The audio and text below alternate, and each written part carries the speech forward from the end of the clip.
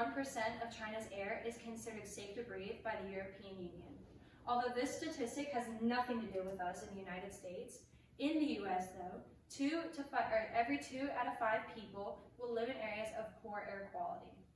I want to be in a career that will constantly advance in technology, but being able to do so in an environment safe is something that's really interesting to me and really important.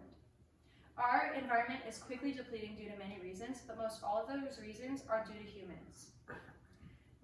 Currently, major factories are emitting high levels of carbon dioxide into our atmosphere. But being able to use different resources will not only help others or help save others, but will save our environment significantly. First, I'll start by talking about what our problems is and what the causes are, and then I'll talk about the effects. Many problems have become widespread within the environment, like global warming and deforestation. Global warming on its own could be an entire topic, but in simple terms, it's a shifting increase in weather. According to the National Oceanic and Atmospheric Administration in 2009, which is a scientific and regulatory agency in the Department of Commerce, gases like carbon dioxide get trapped in the atmosphere, causing global warming. Since human population is rising and fewer trees are there to reduce the amount of carbon dioxide, the NOAA also states that global warming will continue to rise 0.13 degrees per decade, which has been occurring since 1880. Deforestation is also a major cause of global warming, which is a process of removing forests. Countries like Honduras and Nigeria were seen to have the most deforestation by removing trees covering 50% of the land. This info was from dgb.earth, written in March 14, 2021. Trees clean our atmosphere by taking carbon dioxide and converting it into oxygen. But by removing these trees to make space for human development, we are significantly slowing our cleaning process. All of these issues have seen one common factor, and that humans have caused this issue. In the second industrial revolution, the goal was to move as fast and as far as possible in order to max out what could be produced. The United States EPA states that there are 80 different toxins in our atmosphere due to industrial pollution. According to theeconomist.org, though regulations are put in place to stay away from this, our biggest cause is because of our industries are our biggest cause of air pollution. Cities across the nation have started to grow, and many have moved into construction for housing. Diane Harris, who is an author, wrote Levittown, Pennsylvania, in 2010, saying that Levittown was a mass-produced suburb created in the 1950s as a way to accommodate for many people trying to look for homes. With many companies following suit, trees were chopped down in high amounts in order to make way for big populations. I've talked about a few of these issues in the past. Let's look at development on this effect and what we can do to help. Global warming and deforestation are all big effects of expansion, but each have their own effect on the environment.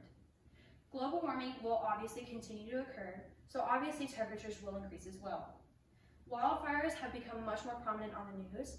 Not only do they decrease the amount of trees, but they decrease air quality due to ashes and add carbon dioxide to our air.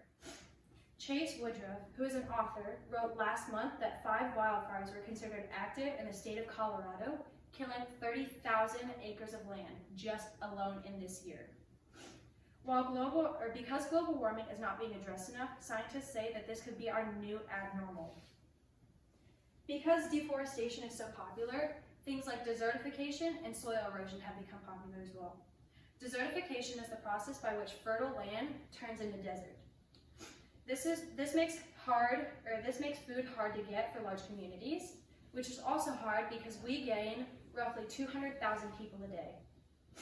Soil erosion is also an effect of deforestation, which reduces growth and life, but not only affects our production of food, but affects our biodiversity of our plants and animals. With our time running out on Earth, there are things we can do like changing our energy resources in order to combat things and have a huge impact on Earth. Solar panels are an easy option because they're more affordable and they're compatible in many environments. Julian Chen, who is an author of Physics of Solar Energy in 2011, said that they are expensive in the beginning, but in the long run, they save hundreds of thousands of dollars, Arcadia.com states that solar panels that use 100% of our needs will save $100 a month for the average family that uses $1,500 a year. With today's technology being more advanced,